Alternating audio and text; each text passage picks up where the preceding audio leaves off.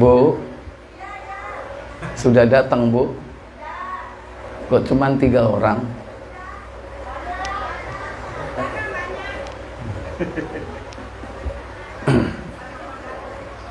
Assalamualaikum warahmatullahi wabarakatuh. Innal hamdalillah nahmaduhu wa nasta'inuhu wa nastaghfiruh wa na'udzu billahi min sururi anfusina wa min sayyiati a'malina. Man yahdihillahu fala mudhillalah wa man yudlil fala hadiyalah. Wa ashhadu an la ilaha illallah wahdahu la syarikalah wa ashhadu anna Muhammadan abduhu wa rasuluhu la nabiyya ba'da. Allahumma salli wa sallim wa barik ala Muhammadin sallallahu alaihi wa ala alihi wa ashabihi wa man tabi'ahum bi ihsanin ila yaumiddin, amma ba'd. Puja dan puji syukur kita panjatkan keharibaan Allah Jalla wa Ala atas limpahan nikmat yang Allah berikan kepada kita pada siang yang berbahagia ini. Dipertemukan kita dalam acara silaturahmi keluarga besar Bugis, ya, khususnya yang berada di daerah Surabaya, wabil khusus lagi daerah Asemrowo. Kita berada di rumah Sohibul Bait, yaitu Bapak Gamal, dalam rangka pertama ijabatud dakwah, untuk memenuhi undangan sebagai hakul muslim lil muslim, ijabatud dakwah, hak muslim yang satu dengan muslim yang lain, yakni memenuhi undangan. Yang kedua, dalam rangka untuk lisilaturrahim, menyambung tali silaturahmi. Dengan silaturahmi, kata Nabi sallallahu alaihi wasallam, man sarrahu ayyubsatu ala rizkihi wa ayyun sa'a fi atharihi falyasil rahimahu. Siapa yang pengen rizkinya dilapangkan oleh Allah Jalla wa'ala dan dipanjangkan usianya, maka hendaklah menyambung tali silaturahmi. Yang ketiga, kehadiran kita di tempat ini dalam rangka li thalabil ilmi, yakni menuntut ilmu syar'i, mengkaji satu ayat dari Al-Quran, satu hadis dari Nabi yang mulia sallallahu alaihi wa alihi wasallam. Semoga Allah Jalla wa'ala memberikan kita kemudahan, memberikan kita ilmu yang bermanfaat, dimudahkan untuk mengamalkannya, serta istiqomah di dalam iman, ilmu, dan amal soleh hingga datangnya kematian menjemput kita. Tak lupa salawat dan salam semoga tetap terlimpah kepada junjungan kita, baginda Nabi Muhammad bin Abdullah sallallahu alaihi wa alihi wasallam. Demikian pula untuk keluarga beliau, keturunan beliau, para sahabat beliau, dan seluruh pengikutnya yang setia hingga tibanya hari kiamat. Ikhwatal iman, a'izzakumullah. Hari ini kita akan membahas satu topik atau tema, yakni sakaratul maut.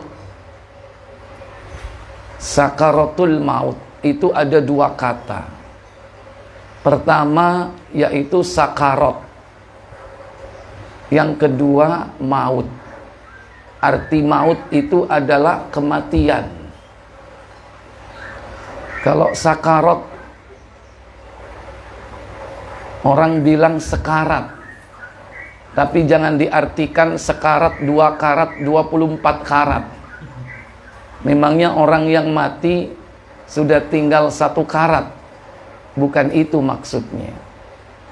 Bahwa sakaratul maut itu adalah detik-detik saat nyawa itu dicabut oleh malaikat. Dan itu pasti akan terjadi. Manusia pasti akan mati. Sekalipun dulu kita pernah mati, kematian kita nanti itu kematian yang kedua. Karena manusia itu hidup 2 kali, matinya pun 2 kali. Hidup 2 kali, mati 2 kali. Jadi ada 4 fase. Hidup 2 kali, mati 2 kali. Kalau diurut, kira-kira yang benar yang mana, Pak? Mati, hidup, mati, hidup, atau hidup, mati, hidup, mati, atau hidup-hidup, mati-mati, atau mati-mati, hidup-hidup? Yang mana nih? Nah, itu satu jawab. Yang lain? Cuman 2. Kan 4. Hidup mati, terus mati hidup gitu. Hidup mati, mati hidup gitu. Nah, ada berapa jawaban itu kalau 4 itu di model atau di variasi. Tapi mana yang benar? Kata Allah Jalla wa'ala, buka surah Al-Baqarah, surat kedua, yaitu ayat ke-28. Allah Jalla wa'ala berfirman, Kaifa takfuruna billahi wa kuntum amwatan fa ahyakum thumma yumitukum thumma yuhyikum thumma ilaihi turja'un. Silakan, apa kata Allah? Mengapa kamu kafir kepada Allah? Padahal kamu tadinya mati. Mati. Lalu Allah menghidupkan kamu. Hidup. Kemudian kamu dimatikan. Mati. Dan dihidupkannya kembali. Hidup.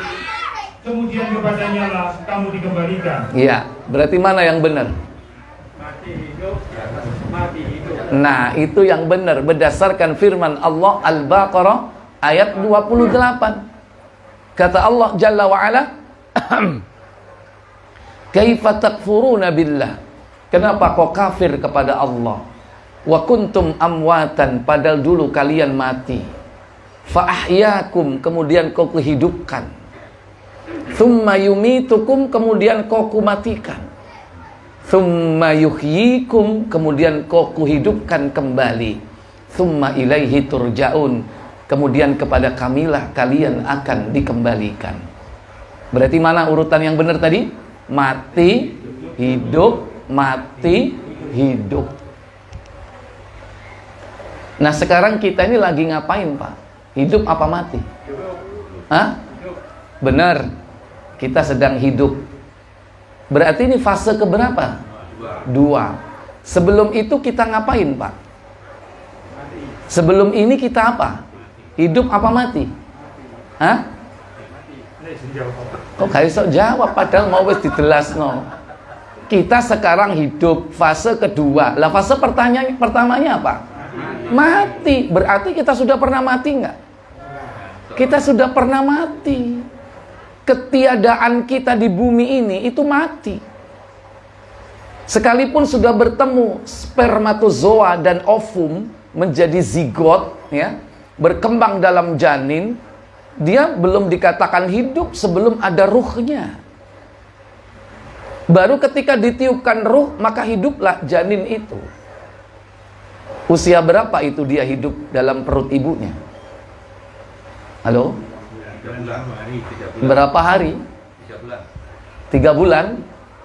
Buka Muslim nomor 2272.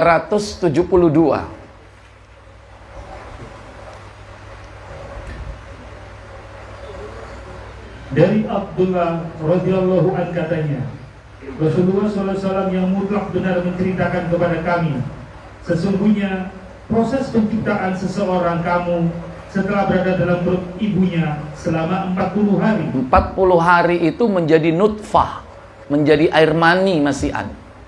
Namanya nutfah. Kemudian dia menjadi alaqah atau segumpal darah. Alaqah, segumpal darah. Berapa? Selama 40 hari. 40 hari. Ketiga. Kemudian menjadi mudghah, segumpal daging selama 40 hari. 40. Berapa totalnya? 120 hari, berapa bulan? 3 apa 4? 4 apa 3? 3 apa 4? Berapa bulan? 4 bulan. Pada saat usia 4 bulan itulah apa yang terjadi? Lanjut.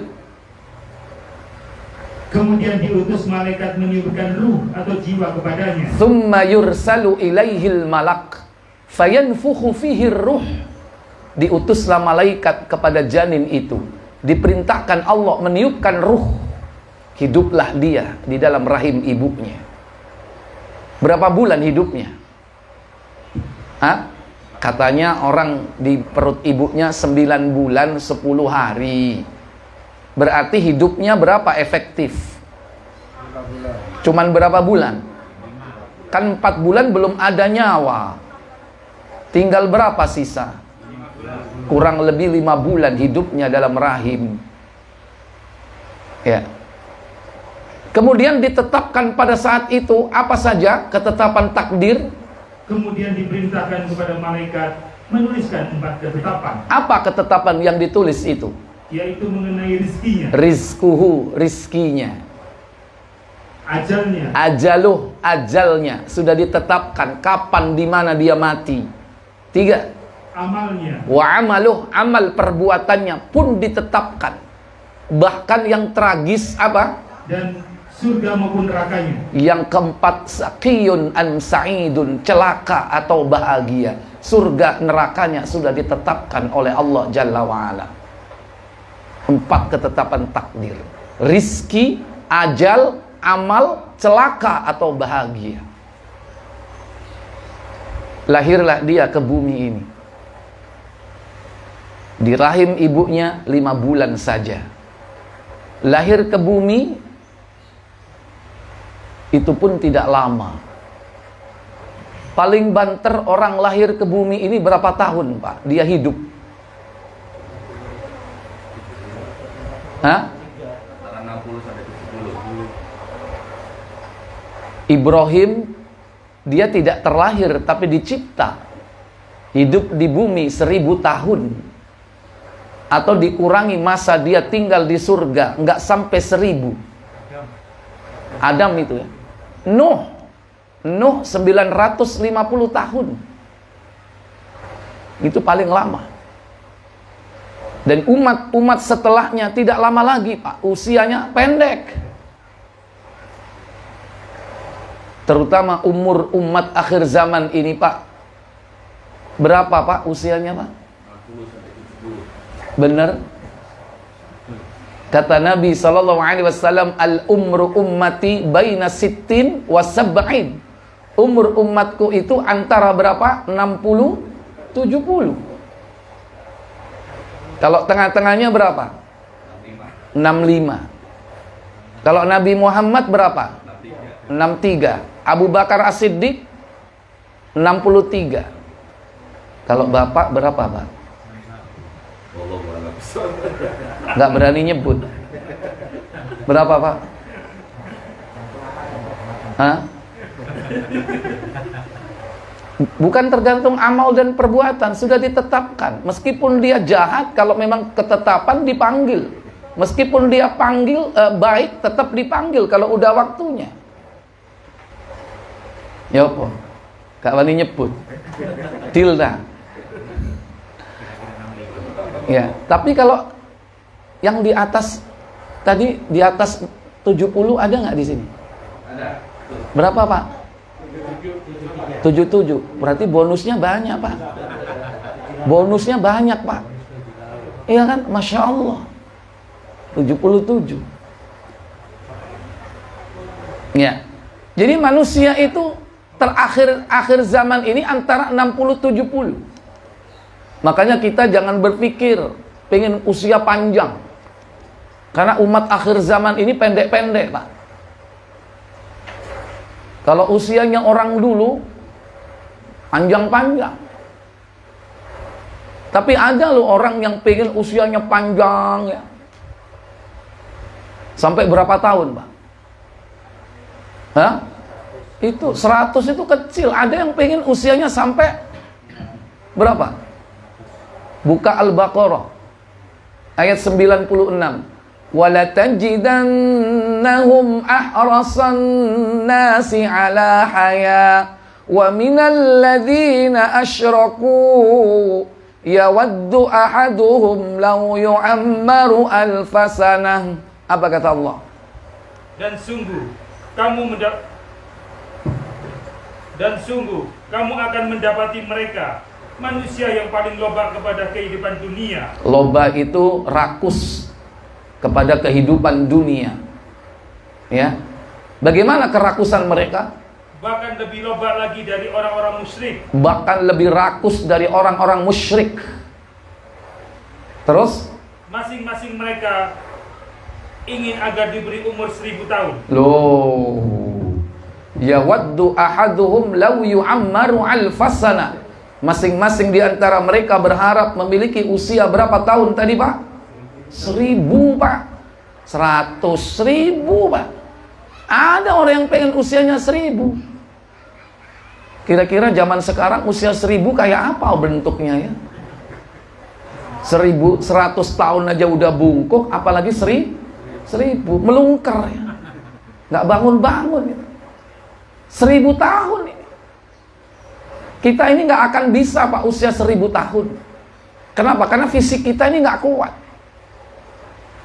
Nabi Adam 1000 tahun wajar. Kenapa? Karena posturnya tinggi besar. Berapa tingginya Adam, Pak?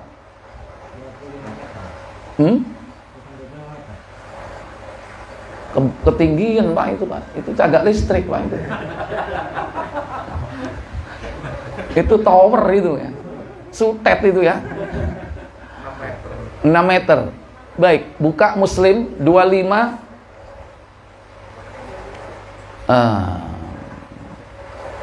24-25. Berapa tinggi Nabi Adam? Nanti bandingkan dengan kita dan bandingkan usia kita dengan beliau. Silakan. 24-25. Dari Abu Hurairah radhiyallahu anhu katanya, Rasulullah SAW bersabda. Apa sabda beliau? Rombongan yang mula-mula masuk surga bercahaya-cahaya bagaikan bulan purnama. Rombongan sesudah itu lebih cemerlang dari bintang-bintang yang gemerlapan. Mereka tidak buang air kecil dan tidak buang air besar, tidak membuang ingus dan tidak meludah. Sisir mereka dari emas dan keringat mereka dari kasturi. Kedupaan mereka kayu gaharu yang harum. Istri mereka bidadari. Akhlak mereka sama. Bentuk mereka seperti nenek moyang mereka. Jadi kita nanti kalau sudah masuk surga itu bentuknya kembali seperti nenek moyang kita, Adam dan Hawa. Yang laki kayak Adam, yang perempuan kayak Hawa.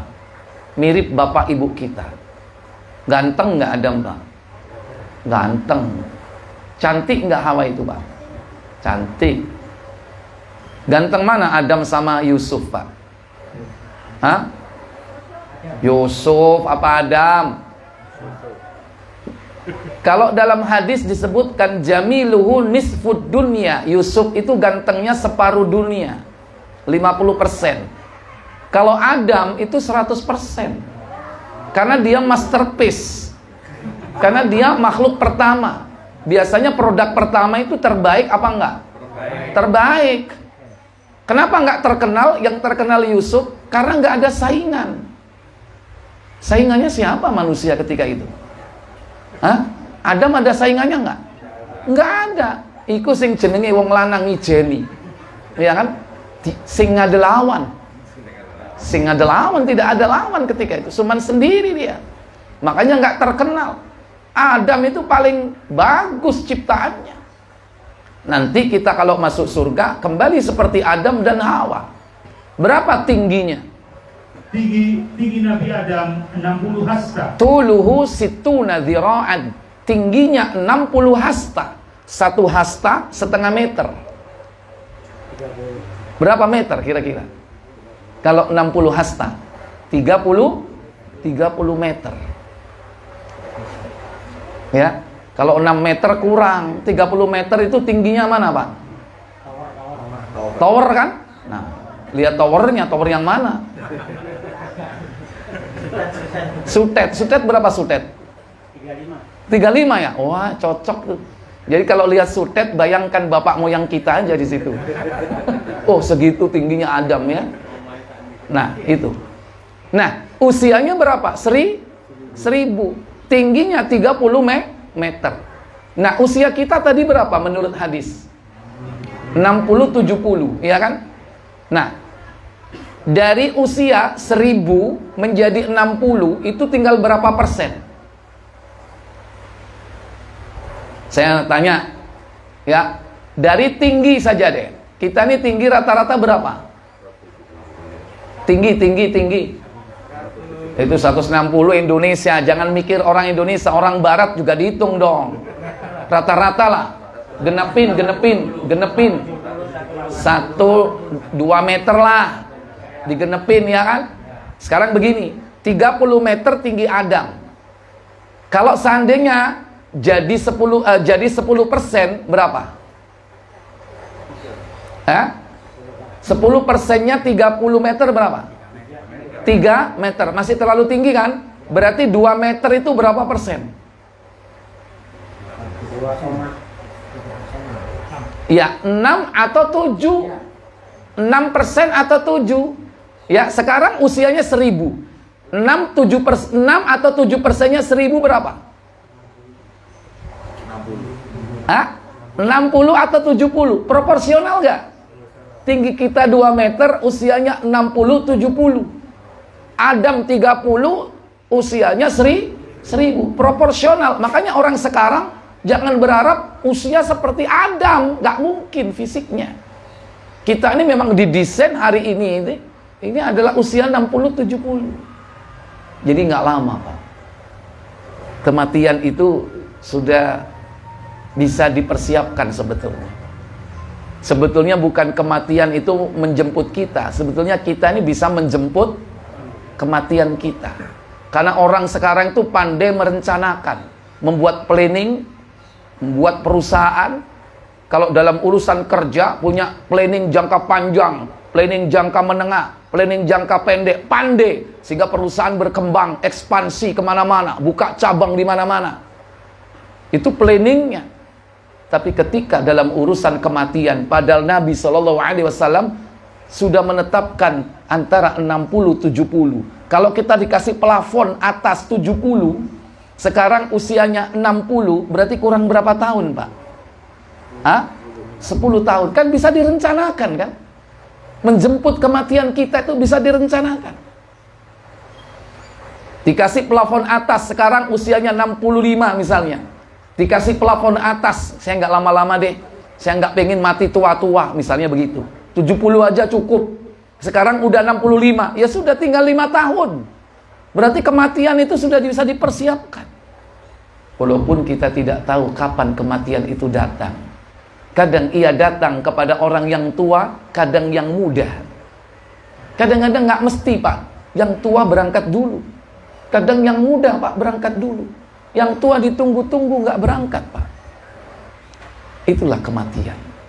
Intinya bahwa manusia itu tidak akan lama lagi akan dijemput oleh malakul maut. Sementara manusia itu cenderung terhadap kematian lari atau tidak, Pak? Dia pengen menghindar kematian itu. Itulah tabiat manusia. Kata Allah Jalla wa'ala, buka surah Al-Jumu'ah, surah 62, pada ayat ke-8, kata Allah Tabaraka wa Ta'ala, Qul innal mauta alladhi tafirruna minhu fa innahu mulaqikum thumma turadduna ila alimil ghaibi wasyhadah fayunabbi'ukum bima kuntum ta'malun. Apa kata Allah? Katakanlah Muhammad, sesungguhnya kematian yang kamu lari daripadanya, maka sesungguhnya kematian itu akan menemui kamu. Kemudian kamu akan dikembalikan kepada Allah yang mengetahui yang gaib dan yang nyata. Lalu dia diberitakan kepadamu apa yang telah kamu kerjakan. Iya. Katakan Muhammad, innal mauta, sesungguhnya kematian, alladzi tafirruna minhu, yang kalian semua lari dari kematian itu, fa innahu mulaqikum, maka sesungguhnya kematian itu pasti akan menempuimu, pasti akan mendatangimu. thumma turadduna ila alimil ghaibi wasyahadah. Kemudian kalian akan dikembalikan kepada zat yang maha mengetahui perkara-perkara yang tampak maupun yang tidak tampak, yang tersembunyi ataupun yang terang-terangan. Fayunabbi'ukum, dan akan dikabarkan kepada kalian bima kuntum ta'malun, terhadap apa yang telah kalian kerjakan dalam kehidupan dunia ini. Maka setiap orang pasti akan didatangi kematian itu. Kata Allah Jalla wa'ala, setiap yang bernyawa pasti dia akan merasakan kematian itu. Dalam surah Al-Anbiya 21 ayat ke-35 Allah berfirman, kullu nafsin dha'iqatul maut, kullu nafsin dha'iqatul maut, wa nabluukum bisyarri wal khairi fitnah wa ilaina turja'un. Apa kata Allah Jalla wa'ala? Tiap-tiap yang berjiwa akan merasakan mati. Kami akan menguji kamu dengan keburukan dan kebaikan sebagai cobaan yang sebenar-benarnya, dan hanya kepada kamilah kamu dikembalikan. Iya. Maka orang yang berbahagia adalah mereka yang sukses saat kematian itu, dan Allah kemudian membebaskan dia dari neraka dan memasukkannya ke dalam surga. Itulah orang-orang yang sukses. Kata Allah dalam surah Ali Imran, surah yang ketiga, pada ayat 185, Allah katakan, kullu nafsin dha'iqatul maut, wa innama tuwaffawna ujurakum yawmal qiyamah, faman zuhziha 'anil nari wa udkhilal jannata faqad faz, wa mal hayatud dunya illa mata'ul ghurur. Apa kata Allah? Tiap-tiap yang berjiwa akan merasakan mati, dan sesungguhnya pada hari kiamat sajalah disempurnakan pahalamu. Barang siapa yang dijauhkan dari neraka dan dimasukkan ke dalam surga, maka sungguh ia telah beruntung. Kehidupan dunia itu tidak lain hanyalah kesenangan yang memperdaya. Iya, kata Allah Jalla wa'ala, kullu nafsin da'iqatul maut, setiap yang bernyawa pasti akan merasakan kematian. Wa innama tuwaffawna ujurakum, dan hanya kelak di hari kiamat disempurnakan pahala-pahala kalian. Fa innama tuwaffawna ujurakum yaumal qiyamah. Kalau di dunia ini Pak, kita belum bisa menjumpai pahala-pahala kita, termasuk Allah belum menampakkan dosa-dosa kita. Maka siapa saja man zuhziha 'anil nar, siapa yang diselamatkan oleh Allah kelak dari neraka, wa udkhilal jannah, dan dimasukkan oleh Allah ke dalam surga, faqad faz, maka sungguh dialah orang yang beruntung, orang yang sukses. Sukses dunia apa akhirat ini Pak? Sukses akhirat. Sukses dunia itu hanya sementara.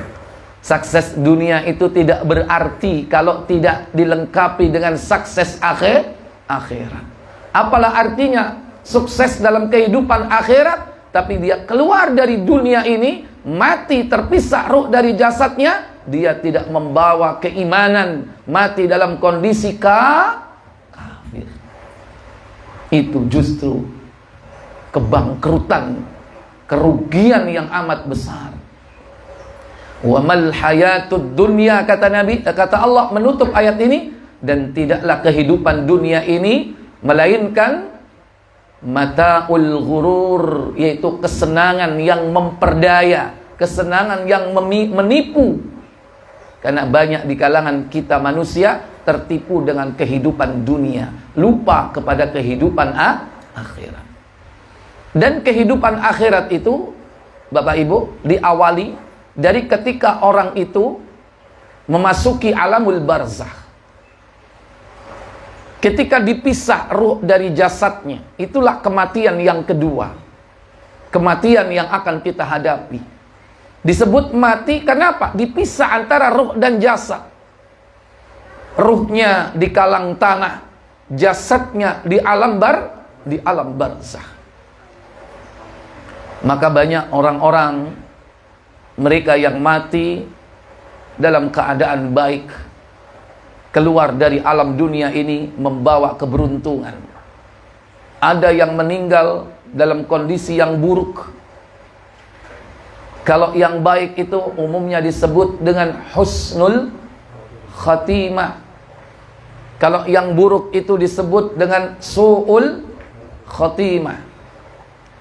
Maka orang kafir, mereka meninggal dalam kehidupan dunia ini, keluar dari kehidupan dunia ini, mereka dalam keadaan su'ul khatimah, dalam keadaan tidak membawa iman. Maka ketika kematian itu, malakul maut datang dengan perangai yang kasar, dengan perangai yang keras. Bahkan dia tidak segan-segan memukul ketika ruh itu diperintahkan keluar, tidak mau keluar. Kata Allah Jalla wa'ala, coba dibuka, yaitu di surah, kalau nggak salah surah yang ke-6, yaitu surah Al-An'am, pada ayat yang ke-93. Allah Jalla wa'ala berfirman, وَمَنْ أَظْلَمُ مِمَّنِ افْتَرَى عَلَى اللَّهِ كَذِبًا أَوْ قَالَ أُوحِيَ إِلَيَّ وَلَمْ يُوحِ إِلَيْهِ شَيْءٌ وَمَنْ قَالَ سَأَنْزِلُ مِثْلُ مَا أَنْزَلَ اللَّهُ وَلَوْ تَرَى إِذِ الظَّالِمُونَ فِي غَمَرَاتِ الْمَوْتِ وَالْمَلَائِكَةُ بَاسِطُو أَيْدِيهِمْ أخرجوا أنفسكم اليوم تجزون عذاب الهون بما كنتم تقولون على الله غير الحق وكنتم عن آياتي تستكبرون. Apa kata Allah Jalla wa'ala? Dan siapakah yang lebih zalim daripada orang yang membuat kedustaan terhadap Allah, atau yang berkata telah diwahyukan kepada saya, padahal tidak ada diwahyukan sesuatu pun kepadanya. Dan orang yang berkata saya akan menurunkan seperti apa yang diturunkan Allah. Alangkah dahsyatnya sekiranya kamu melihat di waktu orang-orang yang zalim berada dalam tekanan sakaratul maut. Iya, walau tara idz zalimuna fi ghamaratil maut, kata Allah. Bagaimana kalian tidakkah melihat orang-orang zalim? Orang-orang zalim di sini adalah orang-orang yang melakukan kekufuran. Fi ghamaratil maut, dalam keadaan ketika dia sakaratul maut. Apa yang dilakukan oleh malakul maut? Sedang para malaikat memukul dengan tangannya. Wal malaikatu basitu, dan malaikat itu memukul dengan apanya? Aidihim, dengan tangan mereka. Berarti ketika itu malaikat sedang menyamar, tidak dalam kondisi asli, karena malaikat itu bersayap. Tapi di situ disebutkan, yakni apa? Biaidihim, dengan tangan-tangan mereka. Mereka melakukan apa? Basitu, yaitu memukul. Dan mengatakan apa kepada orang kafir itu? Sambil berkata, keluarkanlah nyawamu, di hari ini kamu dibalas dengan siksa yang sangat menghinakan. Akhriju anfusakum, keluarkan itu ruhmu, keluarkan itu jiwamu. Tapi dia nggak mau keluar, Pak, karena dia cinta kepada kehidupan dunia.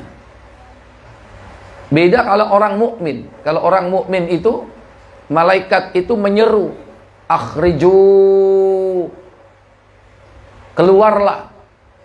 Dalam hadis Ibnu Majah, ukhruji ya nafsat thayyibah, wahai jiwa yang baik, ukhruji, keluarlah. Coba dibuka, itu ada di Abu Dawud, yaitu nomornya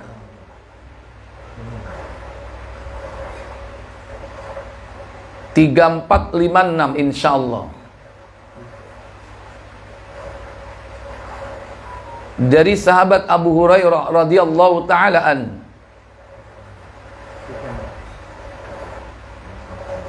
Silakan. 3456. Afwan, Ibnu Majah. Iya, bukan Abu Dawud, Ibnu Majah.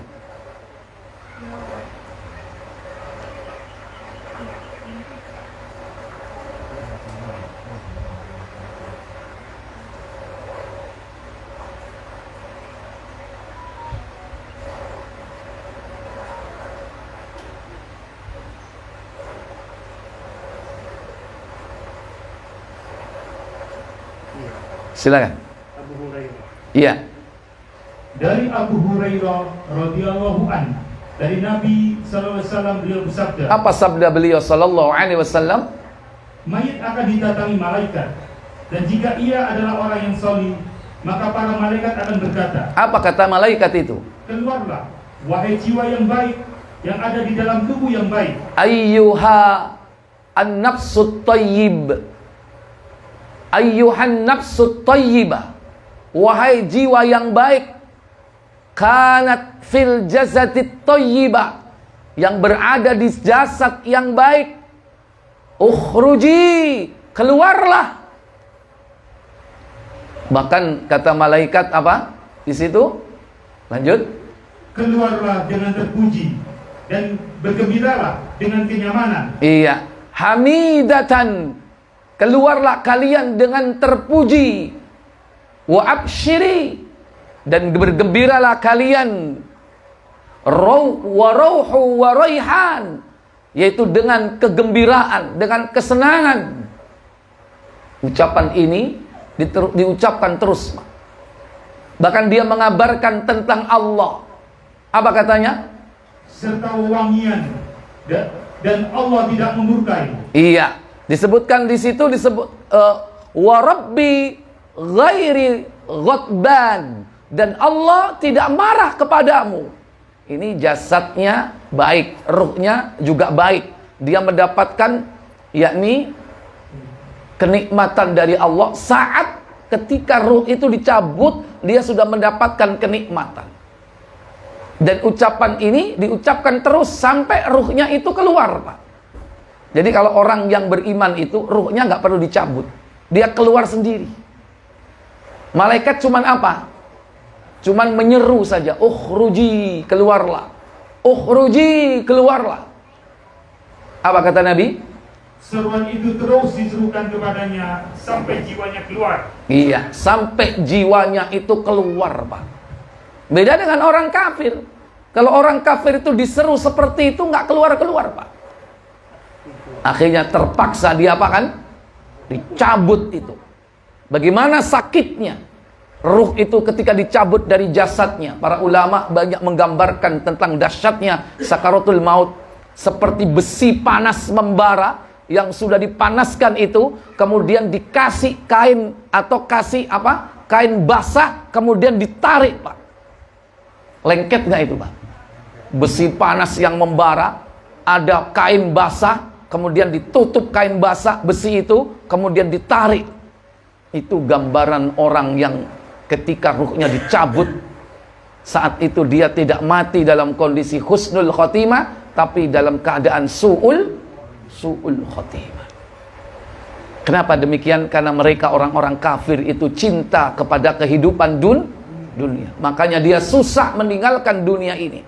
Bahkan dia cinta kepada tubuhnya, kepada jasad-jasadnya. Dia cinta kepada hartanya, tidak mau meninggalkan kehidupan dunia ini. Sehingga seperti itulah. Para ulama juga menggambarkan bahwa kematian itu, nafas kita ini bagaikan sedang menghirup udara dari lubang jarum, Pak. Bagaimana, Pak, menghirup udara dari lubang jarum itu, Pak? Sesak tidak, Pak? Sesaknya luar biasa. Itu gambaran ketika orang sakaratul maut. Bapak Ibu, saudara-saudari sekalian yang dirahmati Allah Jalla wa'ala, tidak sukakah kita menjadi orang-orang yang ketika kematian itu malaikat memberikan kabar gembira kepada kita, di mana malaikat itu akan mengatakan kalimat, jangan kau takut, jangan kau sedih, katanya. Itulah orang-orang yang mendapatkan nikmat saat kematian. Sebagaimana yang Allah firmankan dalam surah Fussilat, surah 41, tafsir Ibnu Katsir. Fussilat 41 ayat 30. Allah Jalla wa'ala berfirman, innal ladzina qalu rabbuna Allahu thumma istaqamu tatanazzalu alaihimul malaikatu alla takhafu wa la tahzanu wa abshiru bil jannati allati kuntum tu'adun. Apa kata Allah? Sesungguhnya orang-orang yang mengatakan Rabb kami ialah Allah, kemudian mereka meneguhkan pendirian mereka, maka malaikat akan turun kepada mereka dengan mengatakan, janganlah kamu takut, la takhaf, dan janganlah merasa sedih, la tahzan, dan gembirakanlah mereka dengan jannah yang telah dijanjikan Allah kepadamu. Wa abshiru bil jannah allati kuntum tu'adun, dan bergembiralah kau dengan surga yang telah dijanjikan Allah kepada kalian. Baik. Tes.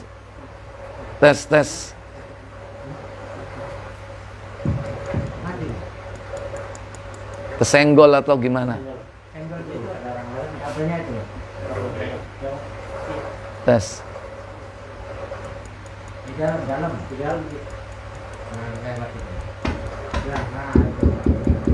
Baik. Iya.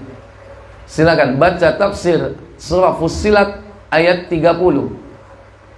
Maka malaikat akan turun kepada mereka. Mujahid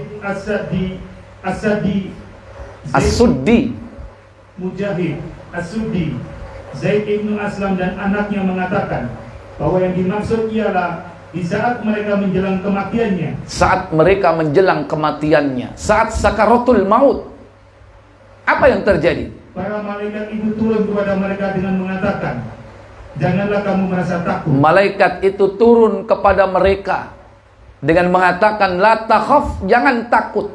Malaikat di situ pertama yaitu malaikat malakul maut. Setelah dicabut malakul maut, diserahkan kepada dua malaikat yang akan membawa ruhnya itu ke langit. Jadi paling tidak ada 3 malaikat itu yang hadir, malakul maut dan 2 malaikat yang akan membawa ruhnya ke langit. Sebagaimana dalam hadis Muslim, coba dibuka dulu 2448, judulnya Ruh Harum dan Ruh Busuk.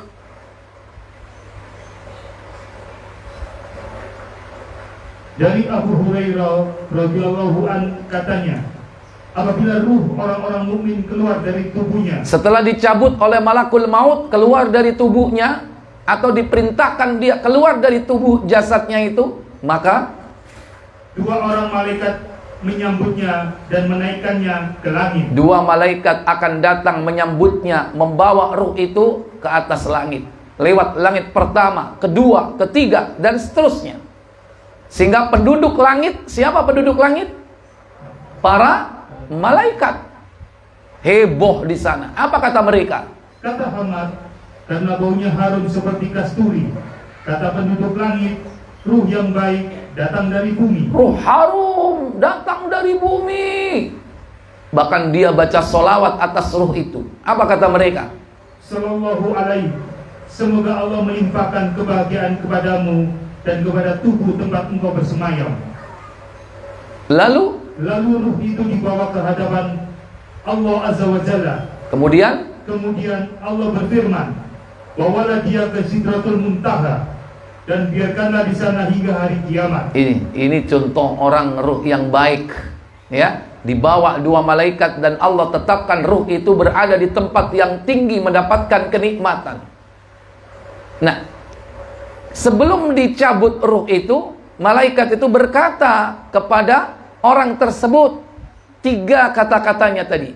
Kembali ke tafsir. Dia katakan pertama, la takhaf. Jangan kau takut. Maksudnya apa?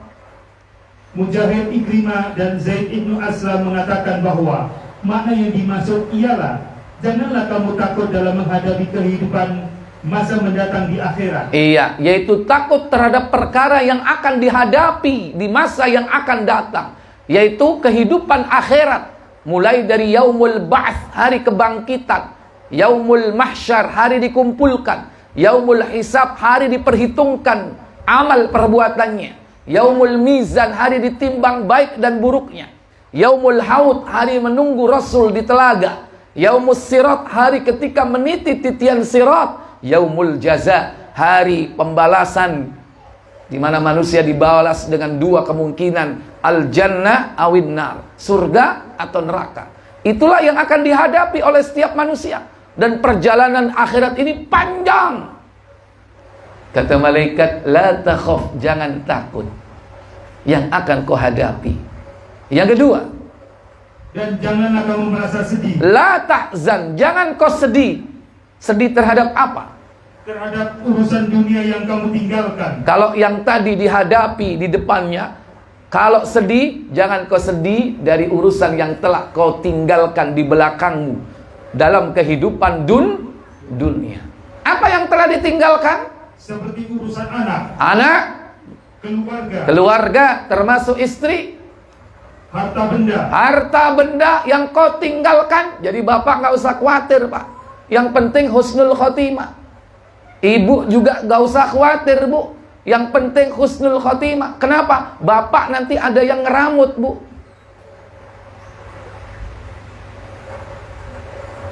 Gak bereaksi. Nangguri ya. Iki sik repot ngonceki bawang iki. Ibu-ibu serius sekali. Jadi bapak kalau meninggal dunia duluan, Bu, nggak usah khawatir. Nanti bapaknya ini ada yang ngeramut. Betul nggak? Siapa? Malaikat.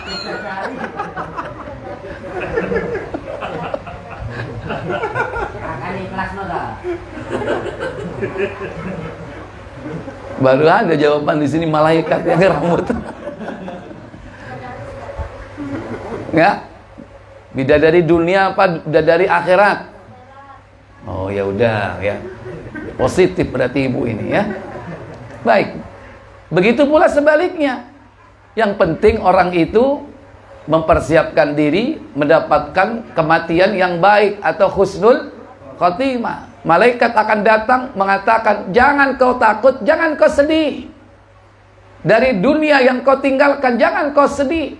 Dari anakmu, istrimu, keluargamu, hartamu, bahkan apa, Pak? Dan utang. Dan utang piutangmu yang kau tinggalkan. Kenapa?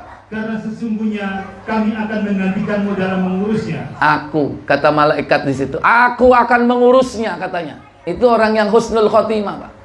Makanya orang mukmin itu, Pak, nggak usah khawatir.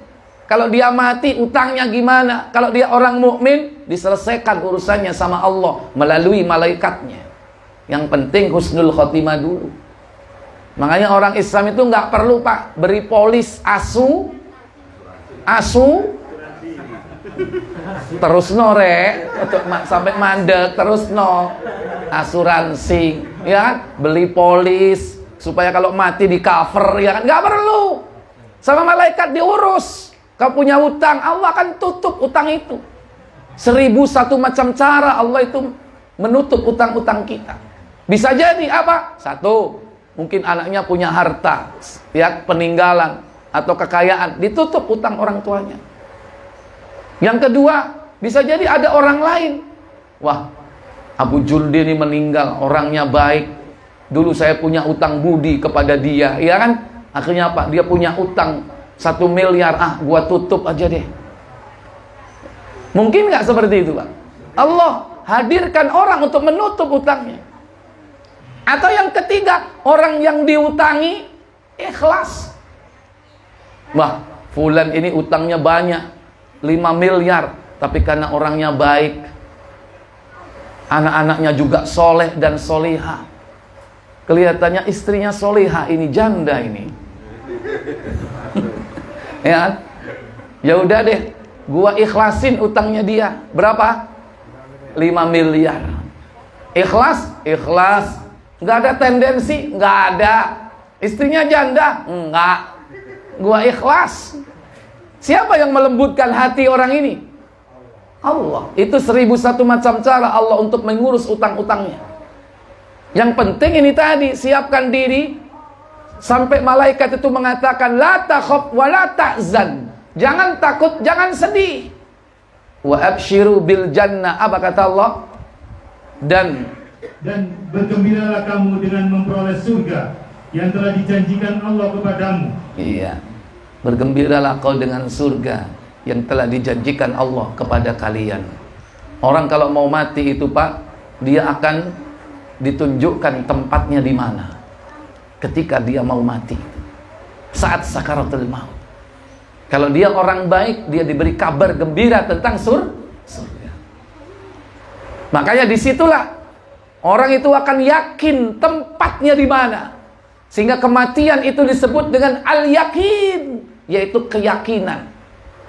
Dalam surah Al-Mudaththir 74 pada ayat ke-47, kematian itu disebut dengan al-yakin, karena dia yakin saat itu Allah tunjukkan tempat tinggalnya. Kata Allah, ma salakakum fi saqar, qalu lam naku minal musallin wa lam naku nut'imul miskin wa kunna nakhudhu ma'al khaidin wa kunna nukadzibu biyaumiddin hatta tanal yakin. Apa kata Allah? Apakah yang memasukkan kamu ke dalam sakor? Mereka menjawab, kami dahulu tidak termasuk orang-orang yang mengerjakan sholat, dan kami tidak pula memberi makan orang miskin, dan adalah kami membicarakan yang batil bersama dengan orang-orang yang membicarakannya, dan adalah kami mendustakan hari pembalasan. Terus hingga datang kepada kami kematian. Hingga datang kepada kami kematian. Hatta atanal yakin. Hingga datang kepada kami al-yakin. Kematian disebut dengan al-yakin. Kenapa? Karena ketika orang mau mati itu, dia yakin tempatnya di mana. Kalau dalam ayat ini kira-kira tempatnya di mana dia tadi? Nggak sholat, mendustakan hari kemudian, dia yakin tempatnya di neraka. Adapun orang-orang yang beriman, dia yakin pula tempatnya di surga. Dalam surah Fussilat, bahwa dia yakin karena malaikat bahkan memberi kabar gembira kepada mereka. Oleh karena itu, Bapak Ibu, saudara-saudari sekalian, persiapkan diri untuk menjemput kematian dengan baik. Itulah kematian yang husnul khatimah. Siapa mereka orang-orang yang mati husnul khatimah? Di antara ciri-ciri dan tanda orang yang husnul khatimah, pertama, orang yang mati membawa kalimat la ilaha illallah, baik dengan ucapannya ataupun minimal dia yakin di dalam hatinya. Kata Nabi, buka Muslim nomor 25.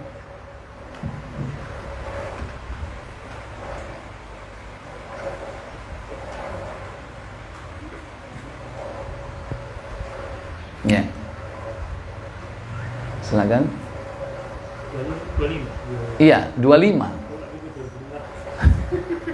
Ngelintur.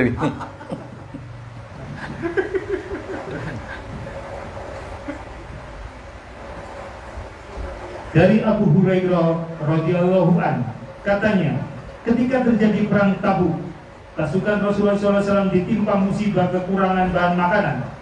Karena itu mereka memohon kepada Rasulullah SAW, kalaulah Anda izinkan, akan kami sembelih unta-unta pembawa beban untuk kita makan dan kita manfaatkan lemaknya.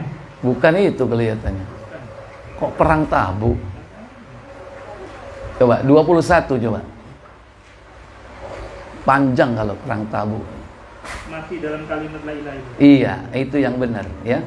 Mati dengan membawa kalimat la ilaha illallah. Itu ciri dari husnul khotimah. Silakan. Dari Abu Malik radhiyallahu an, dari bapaknya, katanya dia mendengar Rasulullah SAW bersabda. Apa sabda beliau sallallahu alaihi wasallam? Siapa yang mengucapkan la ilaha illallah dan dia kafir dengan sembahan selain Allah, haram harta dan darahnya, sedangkan perhitungannya terserah kepada Allah. Ya. Cukup. Cuman segitu.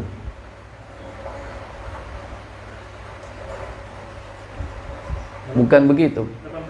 Iya, jadi bunyinya man akhiru kalamihi la ilaha illallah dakhalal jannah. Siapa yang akhir kalimat ucapannya dalam kehidupan dunia ini la ilaha illallah, maka dia akan masuk surga. Ya, hadis yang semacam itu banyak. Di Bukhari ada, di Muslim ada. Coba dicek di situ, saya lupa nomornya. Jadi ini yang pertama, Bapak Ibu. Mati membawa kalimat apa tadi, Pak? La ilaha illallah. Tapi ketika kita mati membawa la ilaha illallah itu gampang apa susah, Pak? Tergantung iman dan amalnya. Tidak ada jaminan orang yang tiap hari membaca la ilaha illallah, la ilaha illallah ribuan kali. Apakah orang seperti itu pasti dia ketika mati mampu mengucapkan itu la ilaha illallah? Belum tentu. Karena la ilaha illallah itu harus dipahami dengan makna yang benar.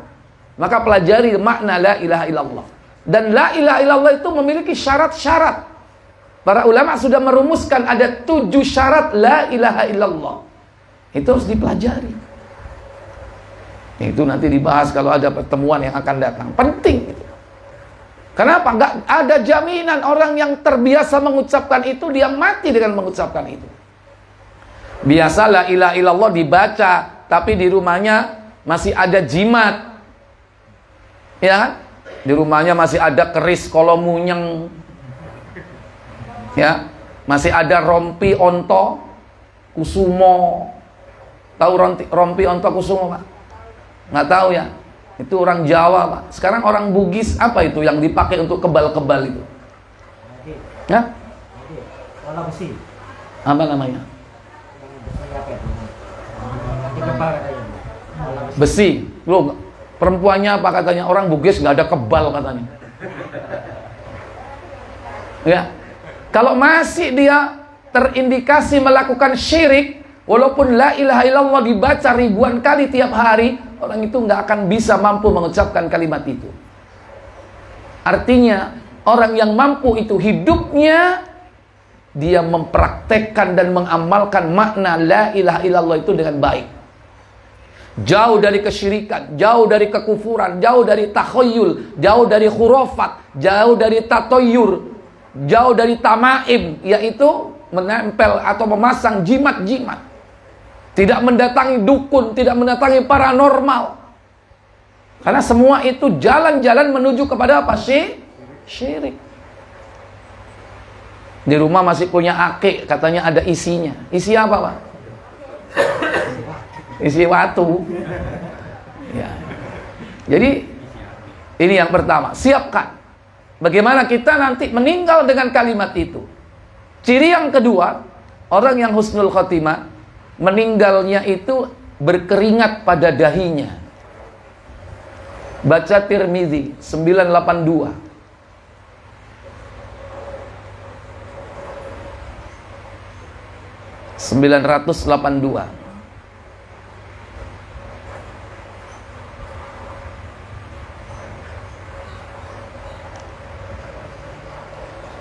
Loh, udah jam 11. Ayo Pak, silakan.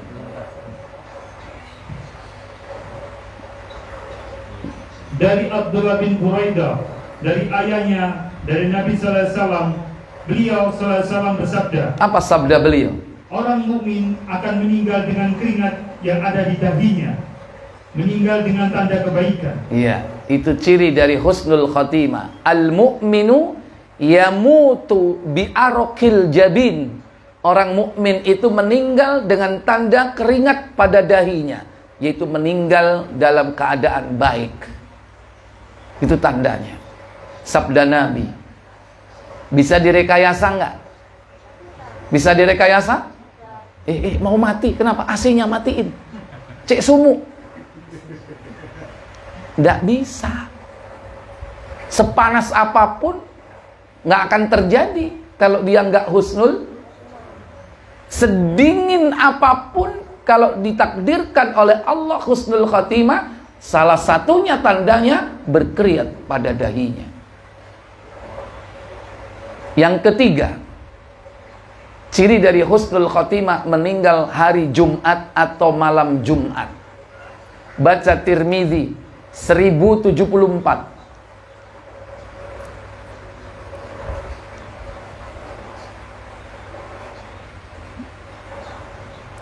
Ini pun bisa direkayasa nggak, Pak? Halo?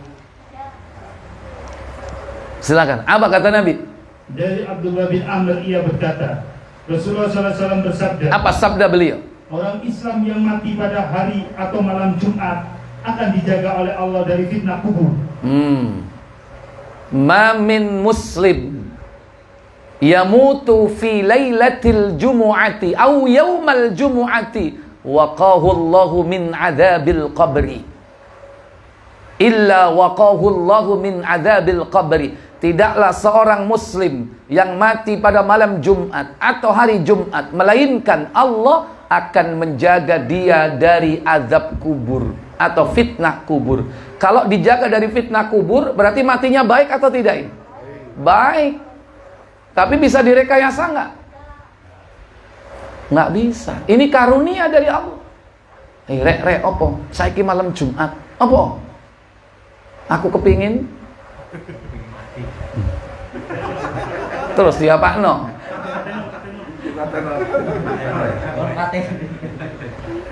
Kon kepingin mati tak? Jaluk model opo? Nggak bisa direkayasa. Ini karunia dari Allah. Tapi syaratnya di situ apa? Muslim. Kalau orang kafir banyak nggak mati hari Jumat?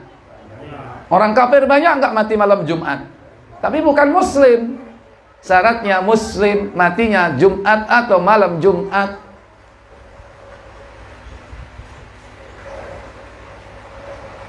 Apalagi meninggal dalam kondisi terkena wabah penyakit,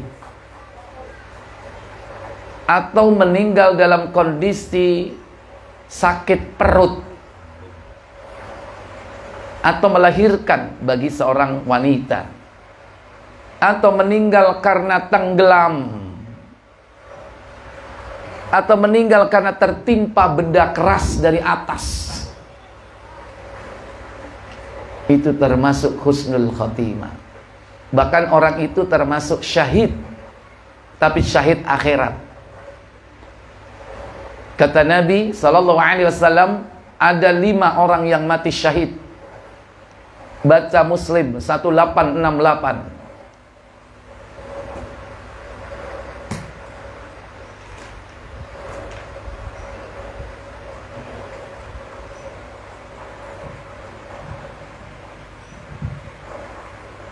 Dari Abu Hurairah radhiyallahu anhu, katanya Rasulullah SAW bersabda, Apa sabda beliau? seorang laki-laki berjalan di sebuah jalan, lalu dia menemukan sebuah ranting berduri di tengah jalan, maka disingkirkannya ranting itu dengan bersyukur kepada Allah Ta'ala.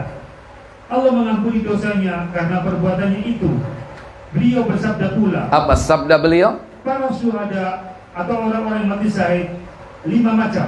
Khamsun minasy syuhada. Ada 5 macam yang termasuk orang yang mati syahid. Berarti husnul atau su'ul ini? Husnul khatimah. Siapa saja mereka? Al-mat'un. Al-mat'un. Dari kata ta'un, yaitu orang-orang yang tewas karena penyakit, wabah penyakit, atau penyakit menular. Atau penyakit menular. 1. 2.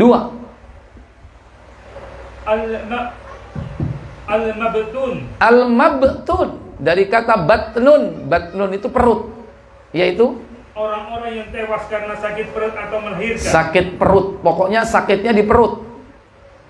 Mungkin kanker yang ada di perut. Kanker apa aja, Pak? Kanker rahim.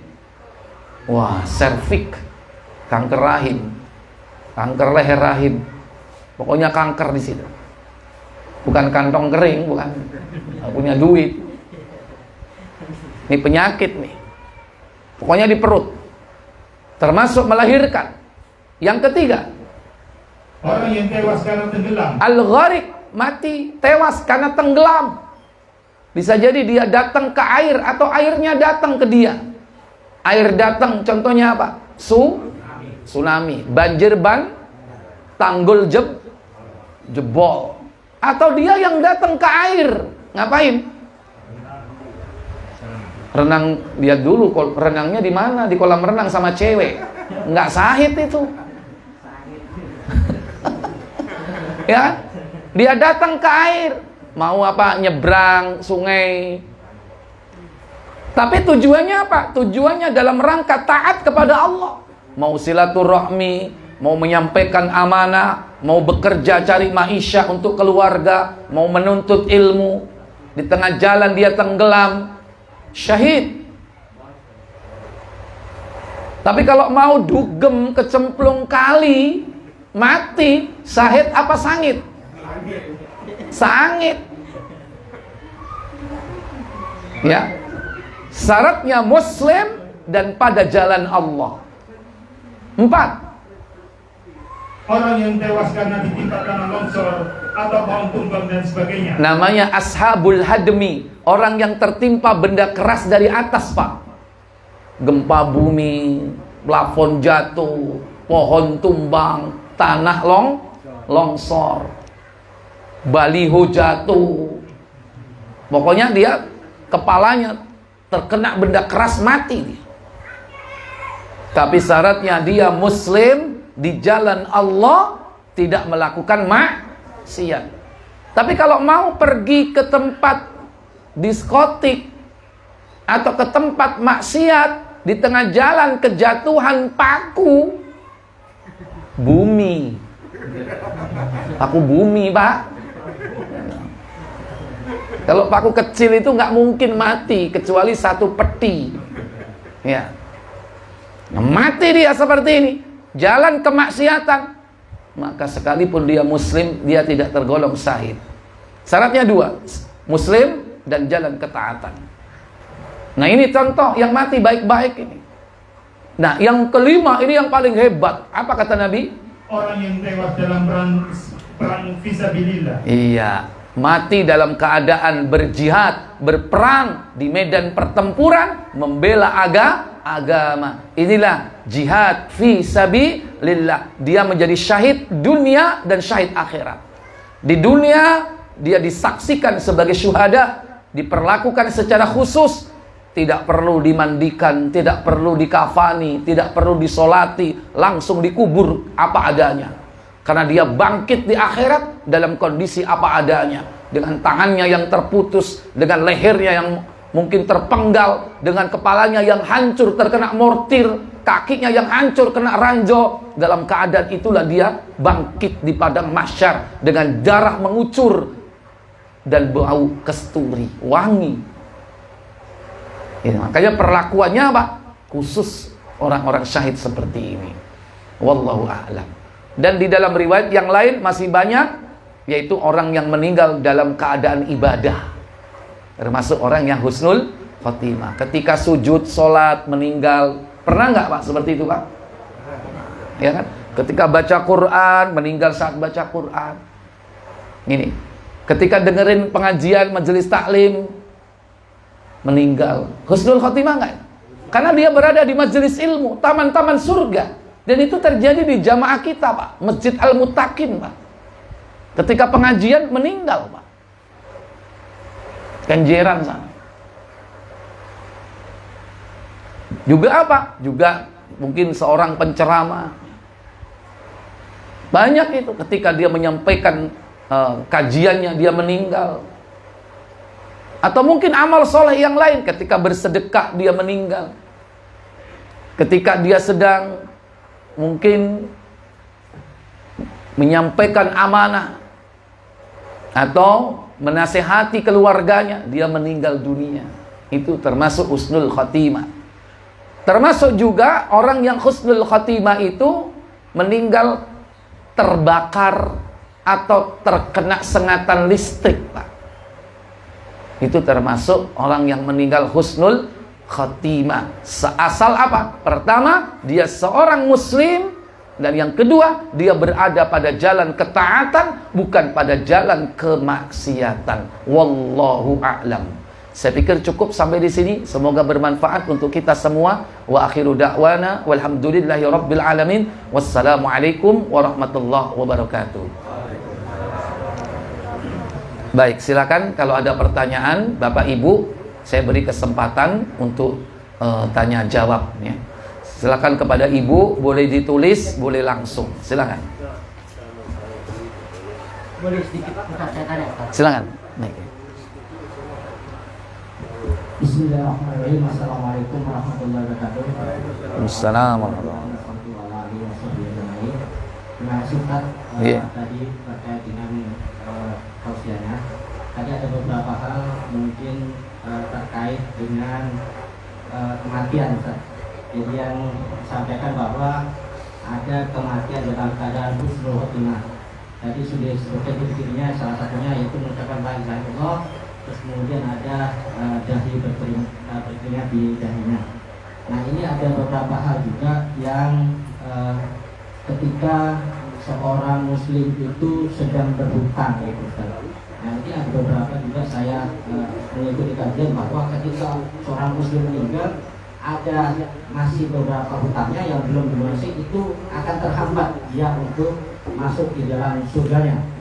Terus kemudian mungkin yang kedua, Ustaz, terkait dengan kematian dalam keadaan jihad fisabilillah. Apakah benar, Ustaz, ketika di dalam hal untuk memberikan sedekah atau memberikan makan yang ada di ruang lingkup di sekitar kita, itu ada yang dalam kelaparan kita memberikan nafkah itu lebih baik dalam seperti ketika kita melaksanakan jihad fisabilillah. Gitu, Ustaz. Mungkin itu ada dua pertanyaan. Mohon yang banyak. Terima kasih. Bila terlalu. Assalamualaikum warahmatullahi wabarakatuh. Iya. Baik, yang lain boleh langsung, silakan, Pak.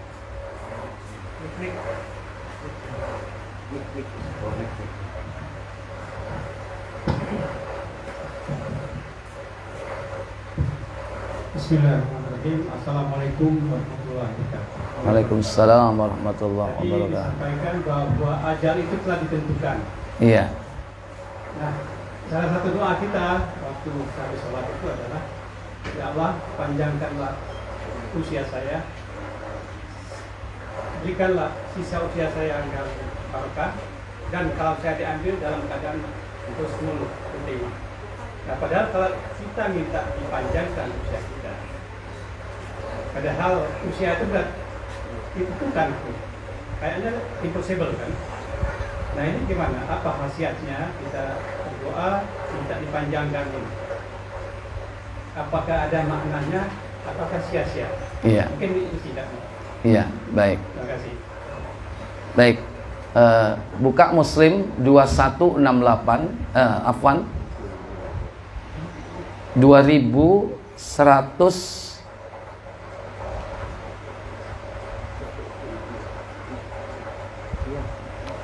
86 87 121 86 87 tentang silaturahmi, memanjangkan usia. 218 berapa? Ya, silakan baca.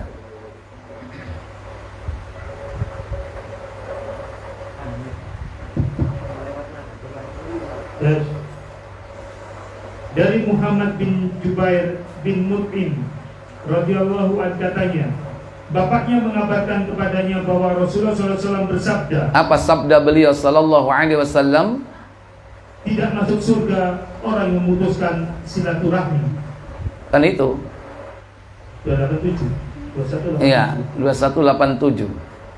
Dari Anas bin Malik radhiyallahu anhu, katanya dia mendengar Rasulullah SAW bersabda, siapa yang ingin rezekinya dilapangkan Allah dan ingin usianya dipanjangkan, maka hendaklah dia menghubungkan silaturahmi.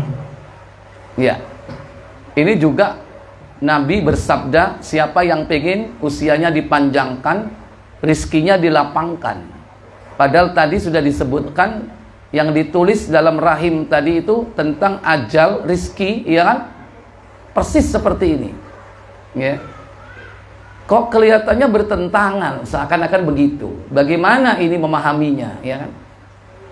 Sementara Nabi mengatakan, man sarrahu ayyuksatu alaihi rizquhu, siapa yang pengen rizkinya dilapangkan, wa ayyun sa'afi athari, dan pengen usianya dipanjangkan, falyasil rahimahu, sambunglah silaturahmi.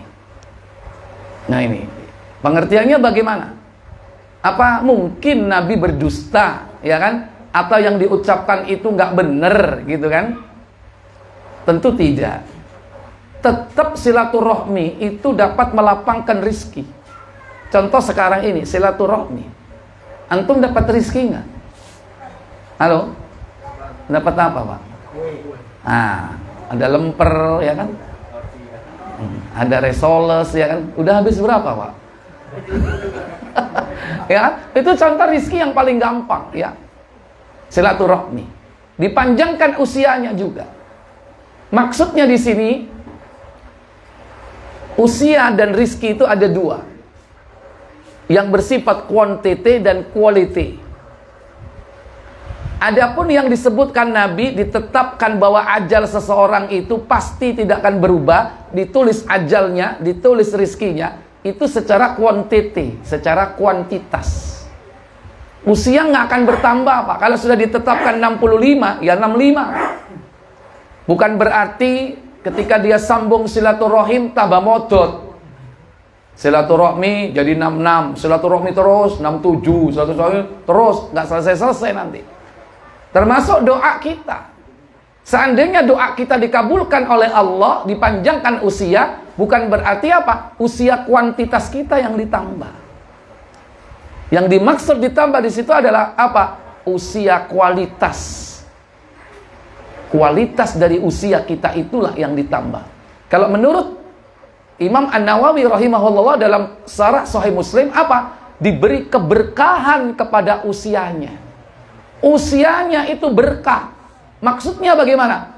Usianya tetap, Pak, 65, tapi pahalanya seperti orang yang hidup 100 tahun. Pahalanya seperti orang yang hidup 200 tahun. Namanya selalu disebut-sebut. Contoh yang paling gampang hari ini, Rasulullah berdoa enggak? Rasulullah orang yang sangat menyambung silaturahmi enggak? Usianya hari ini masih panjang enggak? Usia kuantitasnya 63, tapi usia kualitasnya sampai hari ini 14 abad beliau masih disebut-sebut. Setiap orang mengucapkan Muhammad, orang baca sholawat atas beliau sallallahu alaihi wasallam. Yang kedua, karya-karyanya. Beliau tidak mengeluarkan karya tulis, karena Al-Quran itu wahyu dari Allah. Tapi bagaimana sepak terjang perjuangan beliau mewarnai kehidupan dunia ini. Banyak gak orang yang masuk Islam? Banyak. Itu contoh keberkahan dari usia beliau. Sampai hari ini tetap dikenang. Gak ada orang yang gak kenal Muhammad SAW. Hatta orang kafir mengenal gak Nabi Muhammad? Mengenal, tapi mereka ingkar, kafir. Dia hanya mengenal Muhammad, tapi dengan yaitu cerita-cerita yang kadang dibumbu-bumbui dengan keburukan. Tapi hakikatnya mereka takjub. Orang kafir barat aja menulis buku 100 tokoh. Padahal orang kafir itu yang nulis. Siapa ditempatkan nomor 1? Muhammad sallallahu alaihi wasallam. Dalam waktu 23 tahun bisa merubah wajah dunia, 2/3 belahan bumi berperadaban. Kenapa? Islam. Itu contoh. Dari apa? Dari silaturahmi, dari berdoa, dari apa lagi? Banyak hal. Sehingga dipanjangkan keberkahan usianya, dilapangkan rizkinya oleh Allah Jalla wa'ala. Ya. Jadi itu pengertiannya. Dan yang pertama tadi, mana yang bertanya? Udah. Oh iya. Baik. Jadi orang yang berhutang, kalaupun dia mati syahid, maka dia akan dihalang-halangi oleh Allah untuk masuk ke dalam surga karena sebab hutangnya itu. Dia terhalang dengan hutangnya itu untuk masuk ke dalam surga. Makanya kalau orang yang meninggal dunia, kita kan nggak tahu kan dia itu orang yang husnul khotimah atau tidak. Tapi kita harus husnudzon, baik sangka. Insya Allah dia orang yang husnul khotimah. Nah tentu orang yang husnul khotimah akan mendapatkan nikmat. Di antara nikmatnya adalah surga. Contohnya Ma'is bin Malik, ketika setelah dihukum rajam, dia tobat dari hukuman zina dengan cara dihukum rajam. Nabi mengatakan, aku melihat Ma'is, ruhnya berenang-renang di sungai surga. Ada kalanya ruh itu ditempatkan di surga oleh Allah. Kenapa? Dia tidak melakukan dosa besar dan Allah ampuni dosa kecilnya. Ruhnya ditempatkan di surga dalam kerangkeng, ya, bagikan seekor burung yang berada di sangkarnya. Dia tidak bisa kemana-mana. Beda dengan orang yang mati syahid, ruhnya di surga tapi dia terbang kemana-mana, bebas. Itu orang yang mati syahid. Tapi orang mukmin ada kalanya ruhnya di dalam surga tapi disangkar, dia tidak kemana-mana. Nah, dia tidak akan masuk ke surga kalau dia punya tanggungan hutang. Makanya yang paling utama, kalau ada keluarga kita meninggal dunia, harta peninggalannya sebelum dibagi warisnya, selayaknya, sejogyanya, segerakan untuk membayar apa? Hutangnya. Kalau perlu ahli warisnya berkorban dari harta-hartanya itu untuk menutup hutang-hutangnya. Kenapa? Karena dia tidak akan segera menjumpai nikmat di surga itu. Baik, itu ada beberapa riwayat dalam Tirmidzi, ya, karena dia terhalang yakni oleh hutang-hutangnya. Pertanyaan kedua, apa tadi pertanyaan kedua? Apakah lebih baik Ustaz terkait dengan ketika mati dalam keadaan perang fisabilillah, ketika melihat di sekitarnya dalam keadaan kelaparan, dia memberikan sedekah atau memberikan makan? Iya. Tidak ada bandingan orang yang berjihad fisabilillah. Jika itu adalah perang membela agama Allah. Berbeda kalau jihad itu kategori dengan makna kiasan, yaitu jihad yang dimaksud adalah haji dan umroh.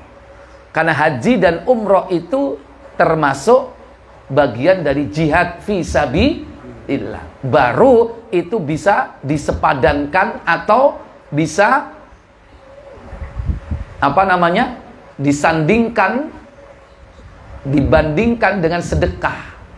Mana yang lebih utama? Ya tergantung. Kalau itu haji wajib, tetap berangkat. Kalau itu haji sunnah, umrah sunnah, sementara di sekelilingnya adalah orang fakir, orang miskin, lebih baik santuni mereka. Bisa jadi dia tetap mendapatkan pahala haji dan umrohnya karena niatnya.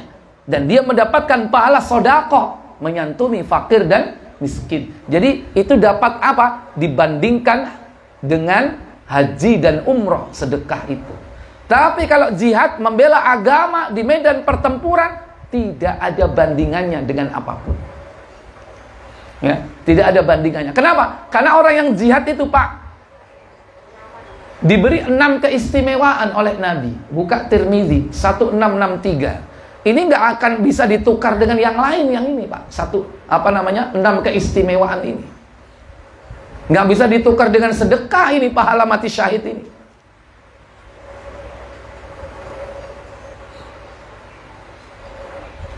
1663. Di Ibnu Majah 2575. Ya, silakan.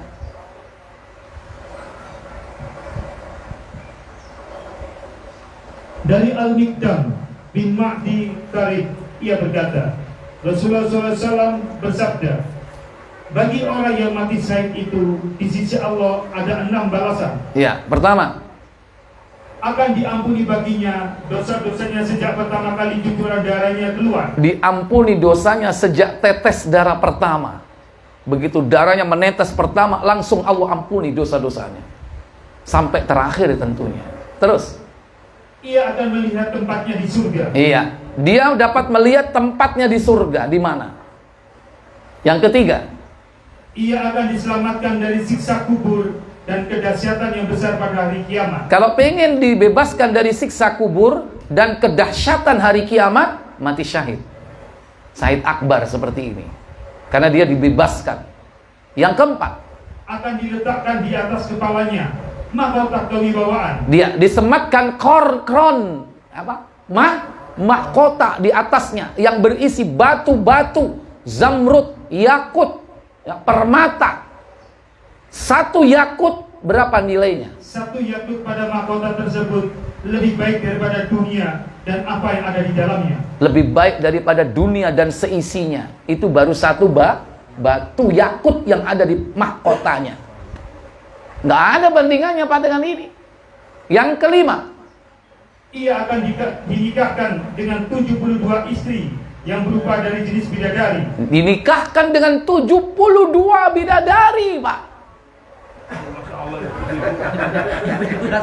72 Pak, bidadari Pak. Udah bidadari 72 lagi. Ini jihad itu ini Pak. Keutamaannya nggak ada bisa menandingi orang yang mati syahid. Loh, apa mampu dia melakukan itu? Halo? 72. Halo? Mampu. Kenapa? Karena setiap orang di surga itu nanti diberikan kemampuan dalam berjima 100 kekuatan manusia. Jadi kalau 72, sosok.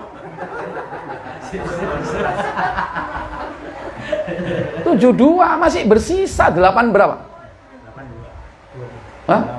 28 masihan kan? Golek endi 28 sih, golek mana? Sudah itu maksimal. Kenapa? Di surga itu minimal istri 2, maksimal 72. Minimal 2 istri dari bidadari ya, 2 minimal dan maksimal 72, yaitu yang mati syahid. Makanya nek gak duwe bojo loro, entenono ae nang surga, Bu. Ya, entenono. Tapi nek mlebu surga, nek gak mlebu surga kapok kon. Ya, itu makanya cita-cita kita kan itu harus berlomba-lomba ya kan? Wasari'u ila maghfirah wa jannah ya. Itu perintahnya Allah Jalla wa ala. Dan yang keenam, Ia akan diterima syafaatnya untuk 70 orang keluarganya. iya, dia bisa memberikan syafaat kepada 72 anggota keluarganya. Jadi kalau saya mati syahid, saya bisa menolong 72 anggota keluarga. Bapak saya, ibu saya, kakek saya, nenek saya. Terus 72 itu sedikit atau banyak, Pak? Banyak, bingung ini. Tapi harus keluarga, tetangga nggak boleh. Nggak masuk, ya kan? Harus keluarga. Itulah kenapa orang pengen mengejar mati ya, Pak? Mati syahid karena ini, Pak. Nah, kita sekarang dihalang-halangi untuk mendapatkan mati syahid ya sekarang ini. Kalau dulu zaman perang revolusi zaman Belanda dulu masih ada peluang deh. Zaman Jepang, zaman Belanda ya kan masih berpeluang. Sekarang mau kemana ini? Mau pergi ke Palestina jauh ya kan? Jelas kalau itu. Baik. Jadi itu Bapak Ibu, saya beri kesempatan satu saja untuk ibu-ibu, silakan. Ibu-ibu dulu. Ibu-ibu. Supaya ada suara perempuan. Nanti gender nggak terima dia.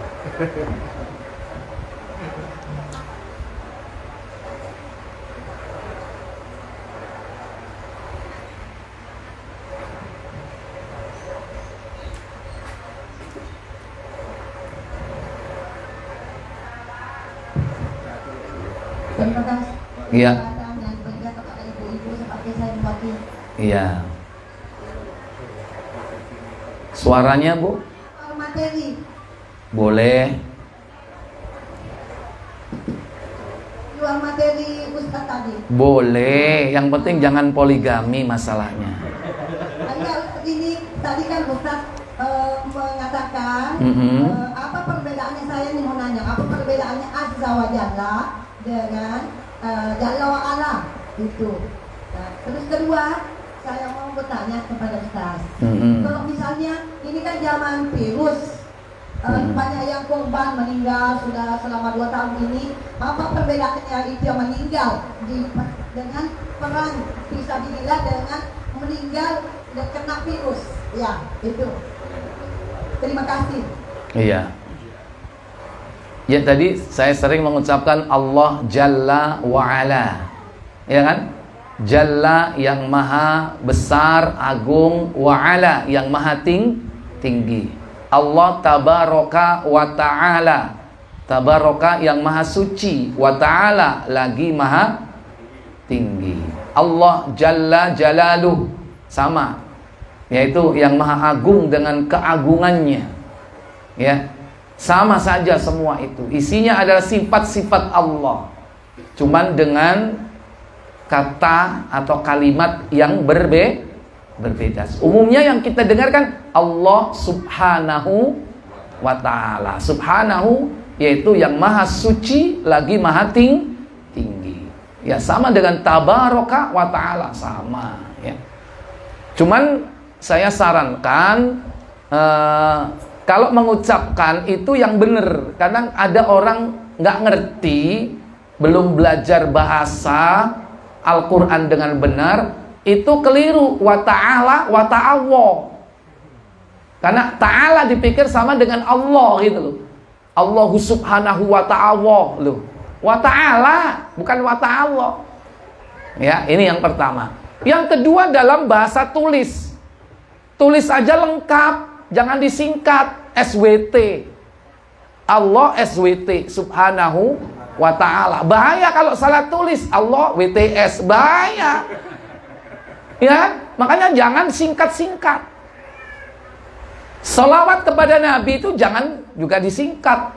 Tulis lengkap Nabi Muhammad sallallahu alaihi wasallam. Jangan disingkat SAW. Ya, SAW.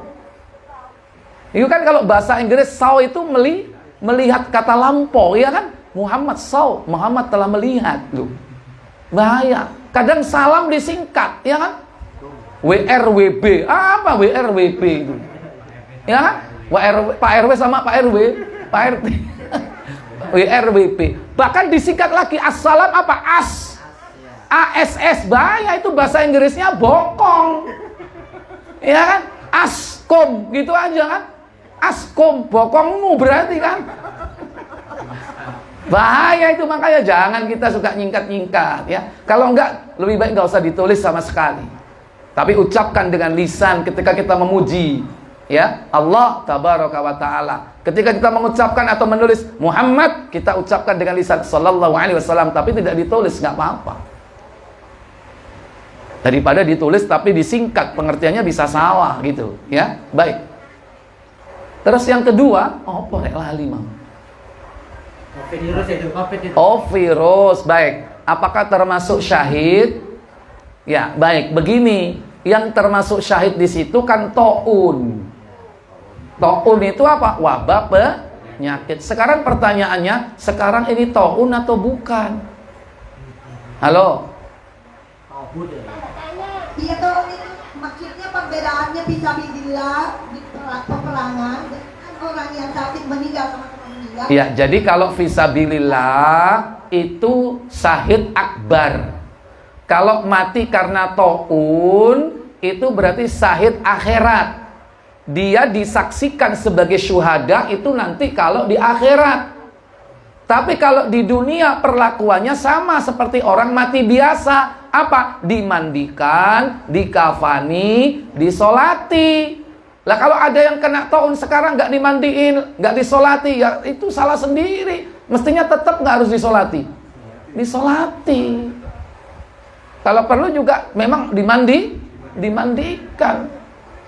Karena takut, banyak orang tuh takut. Padahal apa? Virus itu kalau orang kena corona, kalau mati, virusnya ada apa enggak? Sudah enggak ada, sudah mati kok. Tanya sama ahlinya, para dokter itu. Cuman kita ini nggak tahu karena ikut protokol masalahnya, ya kan? Nah, protokol ini kan pendekatan medis saja, tidak ada dari kalangan para ulama. Mestinya harus duduk itu para masjid dan para ulama menetapkan gimana yang sesuai dengan syariat, juga sesuai dengan kesehatan. Para ulama dilibatkan nggak dalam menetapkan prokes? Halo? Saya tanya. Ya, silakan jawab sendiri. Saya tidak mengatakan ini dan itu, antum jawab sendiri. Para ulama dilibatkan tidak? Baik ulama kibar dunia, ya kan? Atau mungkin ulama-ulama kita di negeri ini. Nah ini, dalam proses ya, bukan hasil. Kalau melaksanakan hasil, para ulama melaksanakan hasilnya, para ulama. Tapi proses untuk sebelum menetapkan hasil itu, dilibatkan atau tidak? Antum jawab sendiri. Ya, jadi itu. Jadi syahid akbar itu yang meninggal syahid dunia dan akhirat. Dunia akhirat disaksikan. Sehingga perlakuannya di dunia berbeda, kemudian pahalanya di akhirat pun berbeda. Beda dengan yang kena tadi itu taun, mabtun, al-gharik, ashabul hadmi dan yang lain-lainnya. Wallahu a'lam. Baik, saya pikir cukup sampai di sini. Mohon maaf atas segala kekurangan. Ini online ya ini. Online ini. Sekarang ini bahaya nih, ustadz ini kadang dicari-cari. Ya kan? Ya, kita tutup dengan kafarat majelis. Subhanakallahumma wa bihamdik asyhadu an la ilaha illa anta astaghfiruka wa atubu ilaik. Wassalamualaikum warahmatullahi wabarakatuh.